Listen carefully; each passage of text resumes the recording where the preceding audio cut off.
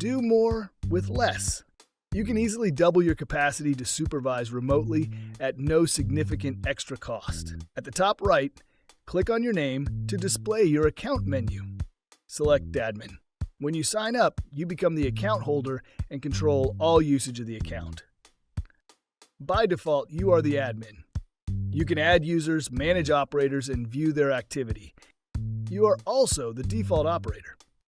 You can add contacts and manage them as receivers, setting messages for them, and monitoring field activity. Adding users is simple. Create their profile with the name, phone number, and email address they'll use when joining. Assign roles as admin or as operator, or as both for when a person will add more operators under them. New users receive an invitation email with a link to sign up to the account you set up for them.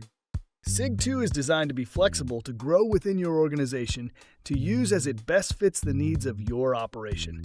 An admin has visibility into the activity of each operator, making it possible to remotely supervise all work, knowing it's on track or delayed.